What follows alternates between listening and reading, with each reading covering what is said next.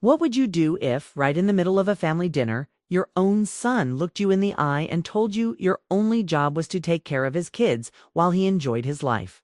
And then, in front of everyone, he said if you didn't like it, you could leave. Well, that's exactly what happened to me. But what I did next, it shocked my whole family, and it just might surprise you too.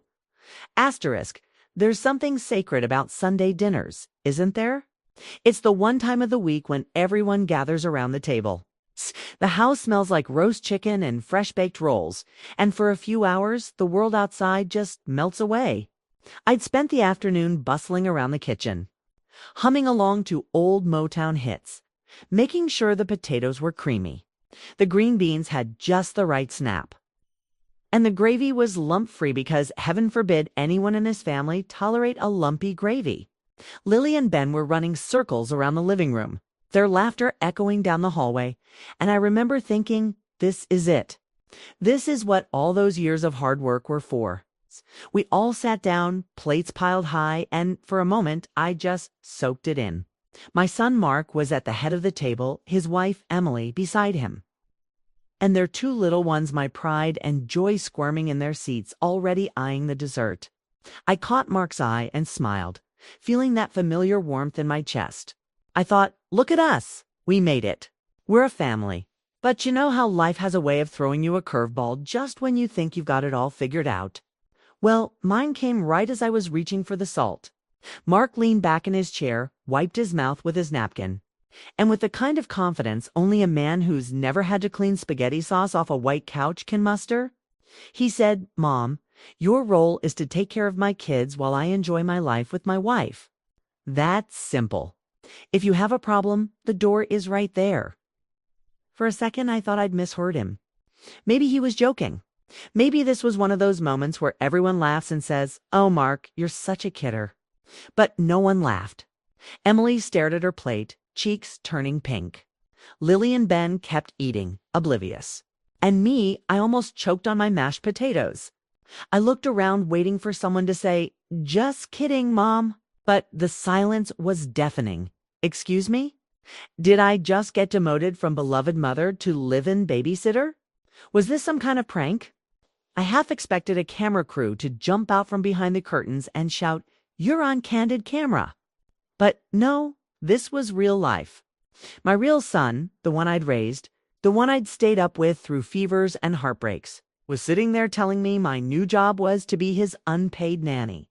I glanced at Emily, hoping for some backup, but she just kept her eyes glued to her peas, pushing them around her plate like they might spell out a message if she arranged them just right. The grandkids, bless their hearts, were too busy negotiating over who got the bigger piece of cornbread to notice the tension thickening in the room. I felt a wave of emotions crash over me, shock, hurt, and, if I'm being honest, a little bit of anger. Was this really how my own child saw me? Had all those years of sacrifice, all those sleepless nights, all those birthday parties and scraped knees and school projects really just boiled down to this? Was I just convenient? I wanted to say something witty, something that would put him in his place, but all I could manage was a stunned, excuse me? My voice sounded small, even to me. Mark just shrugged as if he'd asked me to pass the butter instead of appending my entire sense of self-worth. It's just easier, Mom.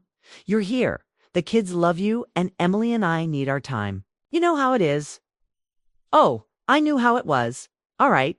I knew what it was like to put everyone else's needs before your own, to be the glue that held the family together, to be the one who always showed up no matter what. But I also knew what it felt like to be taken for granted, to have your love and labor treated like a given instead of the gift it truly is. I looked around the table at the faces I loved most in the world, and for the first time I wondered if maybe I'd made it too easy for them. Maybe in my eagerness to help, to be needed, I'd forgotten to remind them that I was a person too. Not just Mom or Grandma, but a woman with dreams and desires of her own. Ladies, have you ever felt like you're starring in a sitcom, but nobody gave you the script? Like you're playing a role you never auditioned for, and the lines just keep getting more ridiculous. That was me sitting at that table, wondering when exactly I'd agreed to this new job description. I took a deep breath, trying to steady myself. The room felt smaller, the air heavier. I could feel everyone's eyes on me, waiting to see what I'd do next. Would I smile and nod like I always did? Would I swallow my pride and agree just to keep the peace? Or would I finally, after all these years, stand up for myself? As I sat there, fork poised in midair, I realized this was more than just a family dinner. This was a turning point, and I had a choice to make. You know those moments when time seems to freeze? That's exactly what happened after Mark's words landed in the middle of our Sunday dinner like a lead balloon. The clatter of forks and the cheerful babble of Lily and Ben faded into a thick, uncomfortable silence. Even the gravy, which had been merrily bubbling on the stove, seemed to pause, as if it too was waiting to see what would happen next. I glanced at Emily, my daughter-in-law, hoping for a lifeline, but she just stared at her plate. Her face flushed and her hands nervously twisting her napkin. The grandkids, usually a blur of motion and noise, sat perfectly still, their eyes darting between the adults, sensing that something important, something grown-up was happening. And the dog, bless his heart, actually stopped begging for scraps and looked up at me with those big, soulful eyes, as if to say, "Well, what are you going to do now?" I felt a cold wave of fear wash over me. Was this really how my own child saw me? After all the years of being there for him through scraped knees, broken hearts, and late-night fevers, was I now just the built-in babysitter? Was my value measured only by how much I could do for him and his family? I'd always prided myself on being the glue that held everyone together, the one who could be counted on no matter what. But in that moment, I wondered if I'd made it too easy for them to take me for granted. Had I become invisible? Just another piece of the furniture in their busy lives? My mind raced back through the year's birthday parties I'd planned, school projects I'd helped with, the countless meals I'd cooked, and the endless loads of laundry I'd folded. I remembered the nights I'd stayed up worrying about Mark, the sacrifices I'd made so he could have every opportunity, the dreams I'd quietly set aside so he could chase his own. Was this what it all came down to? Was I just convenient? I looked around the table, searching for some sign that I was more than just a cog in the family machine. Emily wouldn't meet my eyes, and Mark was already reaching for his phone, as if the conversation was over and he could move on to more important things. The grandkids, sensing the tension, started to fidget, their earlier excitement replaced by uncertainty. I felt a lump form in my throat, a mix of sadness and anger and something else, something I hadn't felt in a long time. And then, out of nowhere, a spark of excitement flickered inside me. Maybe, just maybe, this was my chance to rewrite the script. I'd spent so many years putting everyone else first, making sure everyone was happy and comfortable, that I'd forgotten what it felt like to put myself at the center of the story. What if, instead of shrinking into the background, I stood up and claimed my own space? What if I reminded them and myself that I was more than just mom or grandma or the help? The idea was both terrifying and exhilarating. I could feel my heart pounding in my chest, my palms sweating as I considered what it would mean to finally speak up. Would they be angry? Would they feel betrayed? Would I be left out, alone, on the outside looking in? The fear was real, but so was the possibility of something better, something more honest and fulfilling. I thought about all the women I knew, friends, neighbors, even my own mother, who had quietly accepted their roles, who had let themselves be defined by what they could do for others. How many of us had dreams that had been put on hold, passions that had been tucked away, waiting for someday that never seemed to come? How many of us had settled for less than we deserved just to keep the peace? I realized, sitting there in the heavy silence, that I didn't want to be one of those women anymore. I wanted to be brave, to show my family and myself that it was okay to ask for more, to expect respect and appreciation, to live a life that was rich and full and uniquely my own. I wanted to be the kind of woman who inspired others to do the same, who showed that it was never too late to change the story. The silence stretched on, thick and uncomfortable, but I felt something shift inside me. I straightened my shoulders, took a deep breath, and looked around the table with new eyes. This wasn't just a moment of pain or disappointment. It was a turning point, a chance to choose a different path. I could feel the fear, Yes, but I could also feel the excitement bubbling up. The sense that something big was about to happen. I glanced at Lily and Ben, their innocent faces full of curiosity and concern. And I thought about the example I wanted to set for them. I wanted them to see a grandmother who was strong and confident, who knew her worth and wasn't afraid to stand up for herself. I wanted them to grow up knowing that love didn't mean losing yourself. That family was about mutual respect and support, not just sacrifice. As I sat there, the silence finally broke not with words, but with a quiet determination that settled over me like a warm blanket. I didn't know exactly what I was going to say or do next, but I knew one thing for sure. I was done being taken for granted. It was time to rewrite the script, to step into the spotlight, and to remind everyone at that table, including myself, that I was here, I mattered, and I was ready for whatever came next. I don't know if you've ever had one of those moments where your whole life seems to balance on the edge of a single decision. But that's exactly where I found myself, sitting at the end of that dinner table. The silence was so thick you could have cut it with a butter knife. My heart was pounding, my hands were trembling just a little, but somewhere deep inside, a new kind of strength was rising up. I looked at Mark, my son, my baby, the boy I'd raised into a man. I realized that if I didn't speak up now, I might never get another chance. So I put down my fork, wiped my hands on my napkin, and took a deep, steadying breath. I could feel everyone's eyes on me, waiting, wondering, maybe even hoping I'd just let it go. But I was done letting things go. I was done being the family doormat. "Perfect," I said, my voice calm and clear, surprising even myself. "I'm leaving, and you can start paying your own bills." That simple? For a split second, nobody moved. It was as if the world had stopped spinning.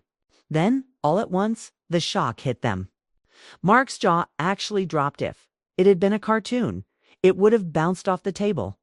Emily's eyes went wide, her face pale as if she'd seen a ghost. Lily and Ben, bless their hearts, just looked confused, glancing between the adults and then back at the dessert tray, clearly wondering if this meant they'd still get their slice of pie. Even the dog, who'd been lurking under the table hoping for a dropped morsel, seemed to sense that something big was happening. I stood up, feeling taller than I had in years. I reached for my purse, slung it over my shoulder, and looked around the room one last time.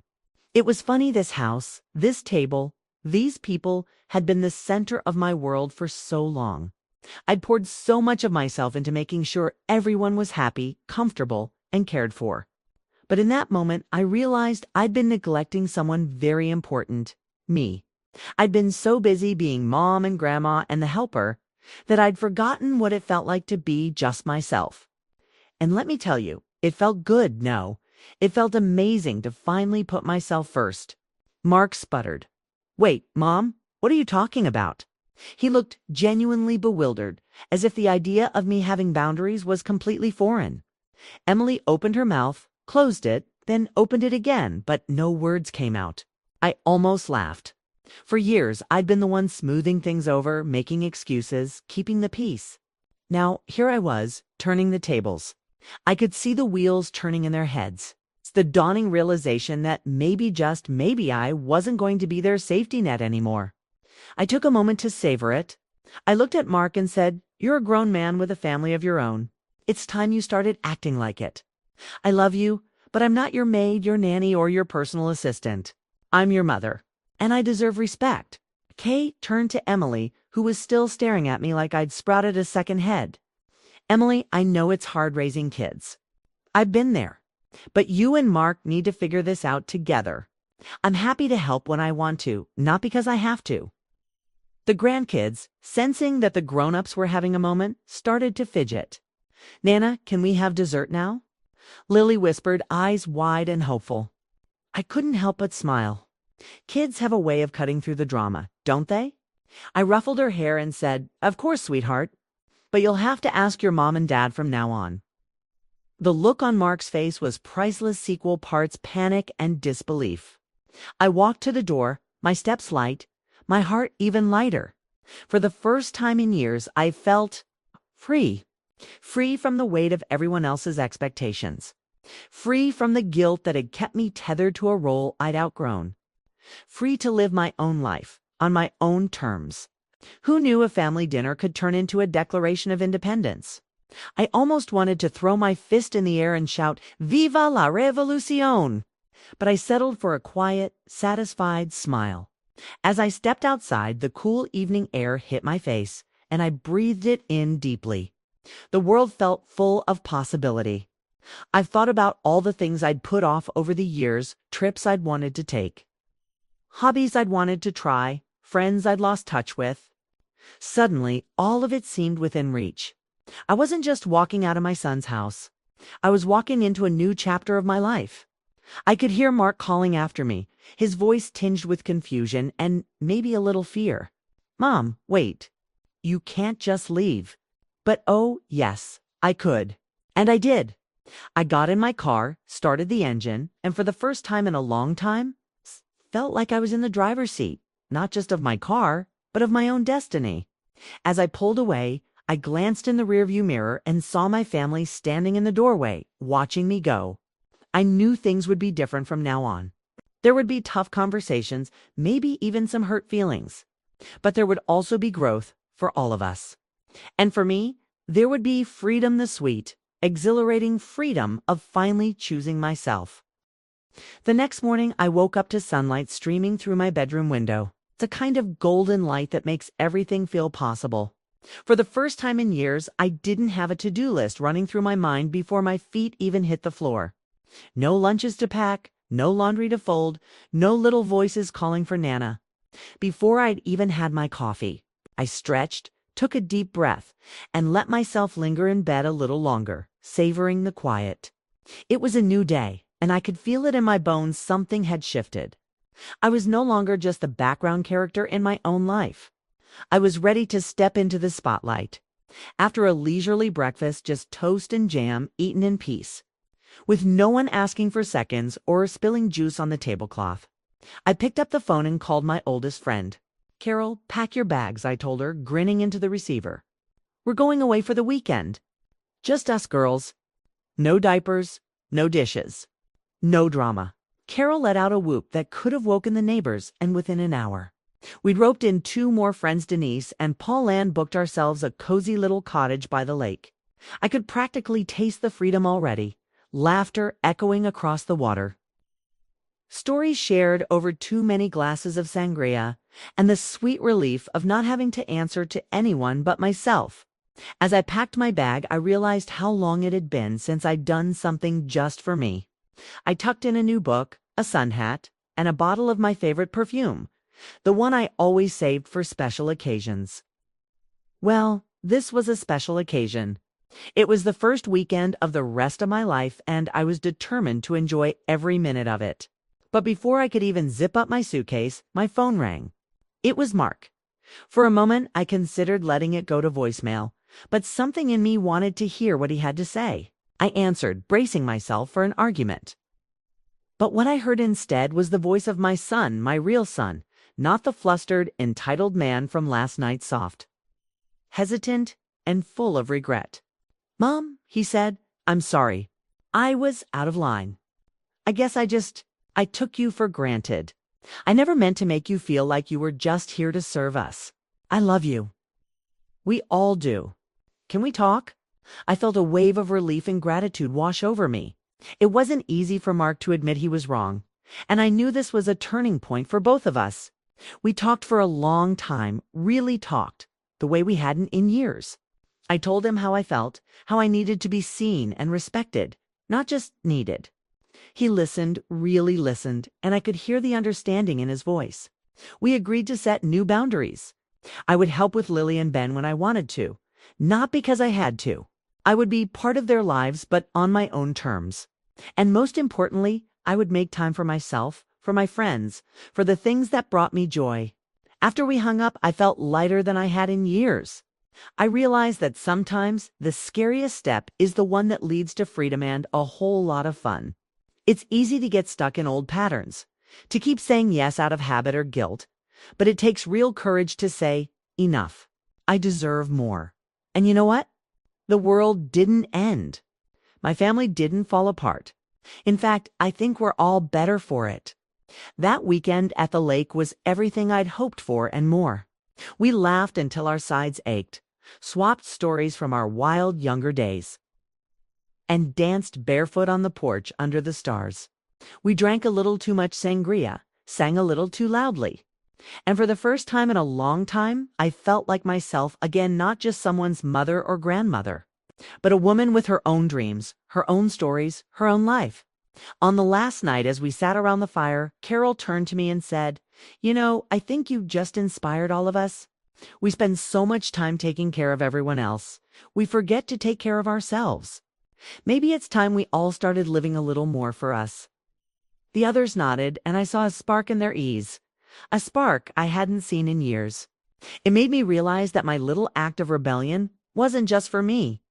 It was for every woman who's ever felt invisible, every mother who's ever been taken for granted, every grandmother who's ever been expected to give and give without ever asking for anything in return.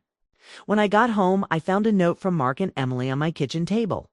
It simply said, "Thank you for everything, Mom. We love you. Let's start fresh." We did. Our relationship changed, grew stronger, more honest. I was still there for my family, but now I was there for myself too. So let me ask you, have you ever felt taken for granted? What would you do if you were in my shoes? Sometimes the hardest step is the one that leads to the most beautiful freedom. And sometimes that freedom comes with a side of laughter, splash of sangria, and a whole new chapter just waiting to be written. If you enjoyed this story, don't forget to subscribe. Let's keep sharing, supporting, and celebrating each other because we've earned it and we deserve it.